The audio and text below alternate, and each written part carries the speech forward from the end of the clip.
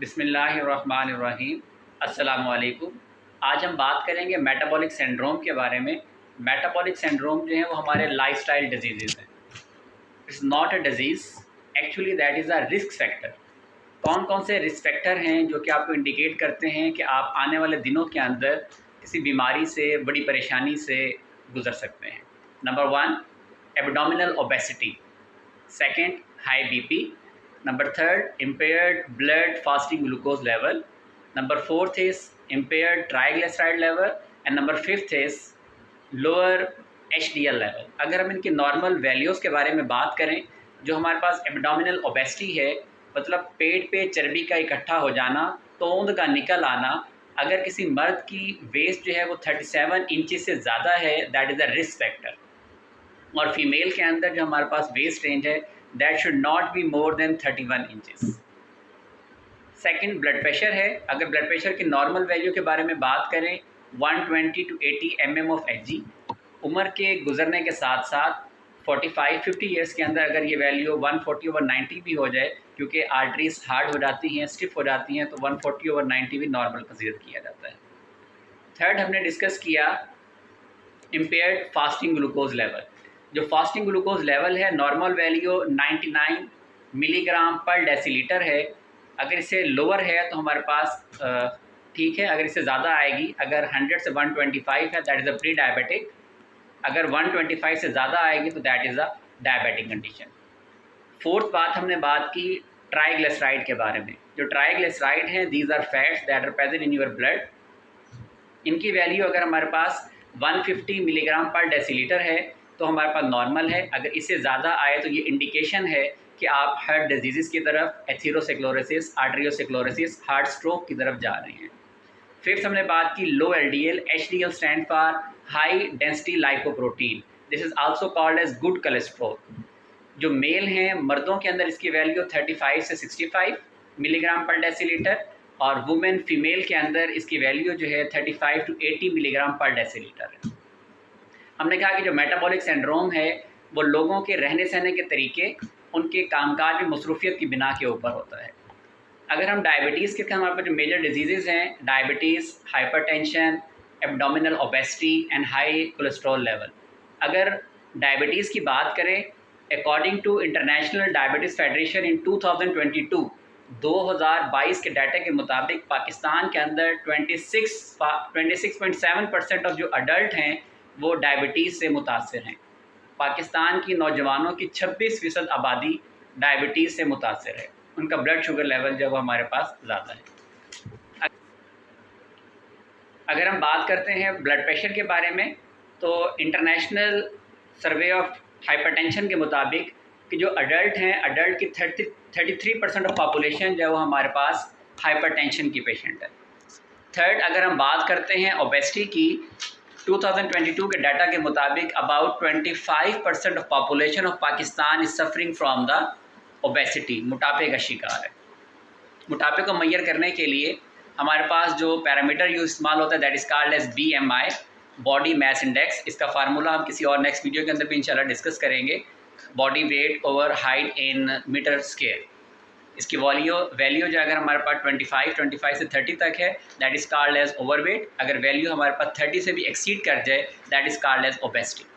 Fourth thing हमारे पास है जी, that is the hyper cholesterol, hyper cholesterolemia. ये सबसे ज़्यादा हमारे पास की वैल्यू ज़्यादा है। 39.3% of people, adult people of the 39 Pakistan, 39.3% are suffering from the hyper cholesterolemia. कि उनके अंदर कोलेस्ट्रॉल की वैल्यू बहुत ज़्यादा है।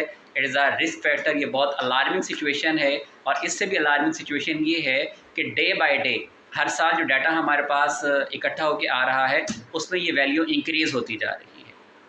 इसकी जो मेन रीज़न है हमारे पास, that is a insulin resistance. Insulin, आप सबको पता है कि इंसुलिन जो हमारे पेंक्रियाज से प्रोड्यूस होती है। पेंक्रियाज हमारा एक्सोक्राइन भी है, एंडोक्राइन भी है।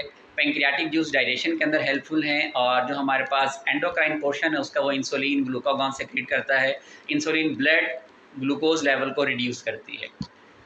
अगर आप ओबेसिटी की तरफ जा रहे हैं तो क्या होगा कि आपका पेंक्रियाज इंसुलिन तो प्रोड्यूस कर रहा है, बट इंसुलिन ने जिन रिसेप्टर्स के साथ जाके अटैच होना है, उन रिसेप्टर की डाउन रेगुलेशन हो रही है। जब रिसेप्टर्स की डाउन रेगुलेशन हो जाती है तो पेंक्रियाज इंसुलिन प्रोड्यूस करता जा रहा है। अगर आप ब्लड के अंदर इंसुलिन की वैल्यू चेक करेंगे तो इंसुलिन की वैल्यू इंक्रीज आएगी, that is called as hyper insulin. लेकिन वो इंसुलिन बॉडी के जो हमारे पास रिसेप्टर हैं, इंसुलिन रिसेप्टर, उनके साथ जाके अटैच नहीं हो रहा। जब अटैच नहीं हो रहा तो ग्लूकोज आपके बॉडी सेल्स के अंदर नहीं जा रही, वो आपके ग्लूकोज के अंदर ही आपके ब्लड के अंदर ही रह रही है, जिसकी वजह से आपको ये सारी की सारी बीमारियां के ट्राइग्लिसराइड लेवल इंक्रीज़ हो रहा है, कोलेस्ट्रॉल लेवल इंक्रीज़ हो रहा है, ओबेसिटी हो रही है, ये सारे के सारे हैं। अगर हम इनके रीजंस की बात करें कि हमारे कौन से ऐसे लाइफस्टाइल हैं जिनकी वजह से हम इन बीमारियों से मुतासिर हो रहे हैं, इन बीमारियों के शिकार हो रहे हैं। Number 1, imbalance diet.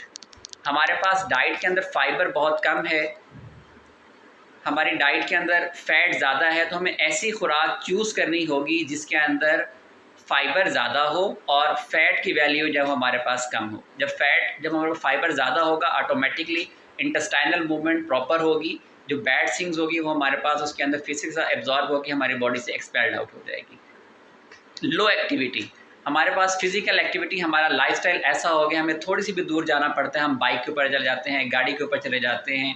Morning walk का ट्रेंड जो है बिल्कुल ख़त्म हो गया है, पैदल चलने का रुझान बिल्कुल ख़त्म हो गया है।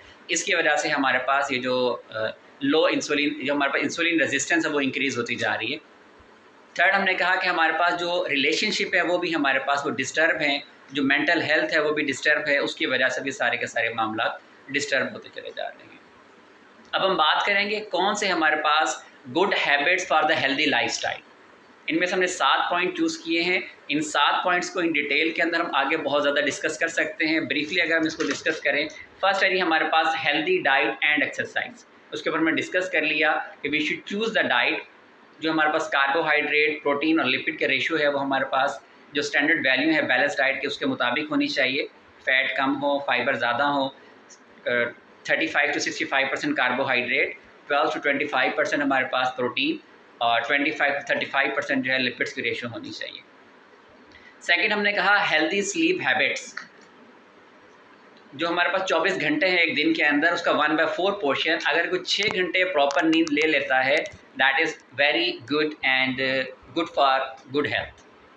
ये 6 घंटे की नींद जो है वो हमारे पास इशा से फजर तक ही होनी चाहिए। अगर हम 6 घंटे की नींद दिन के अंदर ले रहे हैं या फिर लेट नाइट सोते हैं और सुबह देर तक सोते रहते हैं, तो वो हमारे पास हेल्दी स्लीप काउंट नहीं होगी, क्योंकि रात को जब हम सोते हैं तो हमारे पास एक हार्मोन मेलाटोनिन सिक्रीट होता है जो कि हमारी बॉडी के अंदर रिपेयरिंग का काम करता है। अगर हम डे लाइट के अंदर सोते हैं तो मेलाटोनिन सिक्रीट नहीं होता और हमारी बॉडी के अंदर जो रिपेयरिंग का काम है वो नहीं हो सकता। थर्ड है हमारे पास हेल्दी रिलेशनशिप।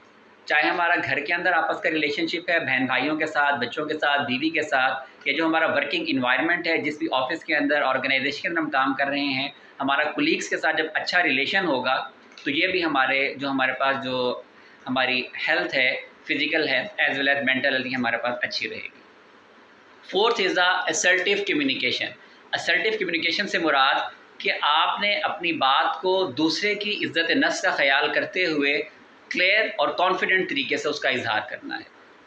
हम एक्चुअली इमोशन बहुत ज़्यादा हैं, बड़ी जल्दी एग्रेसिव हो जाते हैं, बहुत जल्द या तो फिर उदास हो जाते हैं, या बहुत जल्दी खुश हो जाते हैं या गुस्से के अंदर आ जाते हैं। जब हम अपने इमोशंस के अंदर कंट्रोल सीख जाएंगे, असर्टिव कम्युनिकेशन सीख जाएंगे, that is also very good for the healthy lifestyle. Then is a work and life balance, कि हम अपनी पर्सनल लाइफ को कितना टाइम दे रहे हैं और जो हमारा वर्किंग है, चाहे हमारे नौकरी है या कारोबार है, उसको हम कितना टाइम दे रहे हैं, उन दोनों का जब बैलेंस आ जाएगा, that is also very good for the healthy life. Then is the time management, कि जिस काम करने के लिए जितना टाइम है उसको उतना ही टाइम दिया जाए, उससे कम टाइम के अंदर या ज़्यादा टाइम के अंदर जो उसके रेशियो हमारे पास ठीक होनी चाहिए। हमें हर काम प्रॉपर टाइम के ऊपर करना चाहिए। The last one is the relaxation and mindfulness. Mindfulness का मतलब है कि आप जिस सिचुएशन के अंदर मौजूद हों, मेंटली तौर पे भी आप उस जगह के ऊपर मौजूद हों।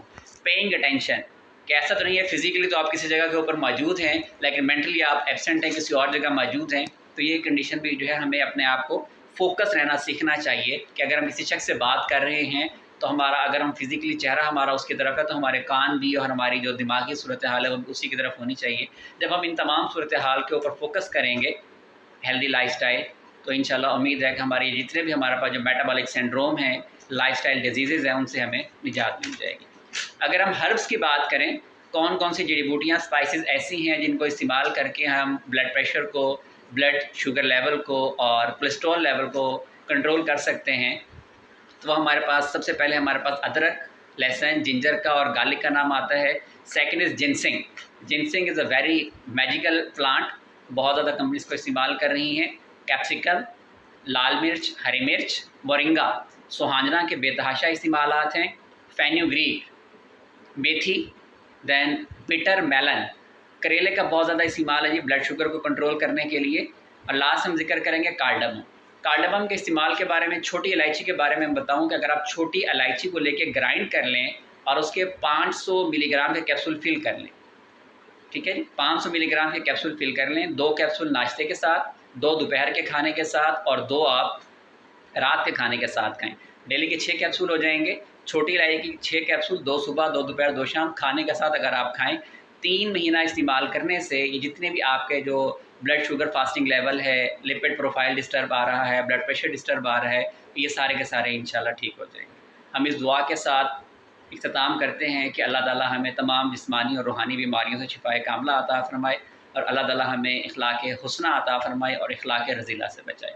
इसी तरह की हमारी बेहतरीन वीडियो देखने के लिए आप हमारे साथ जुड़े रहें, हमारी वीडियो को लाइक करें और कोई क्वेश्चन हो तो आप हमारे पास शेयर करें। Thank you so very much.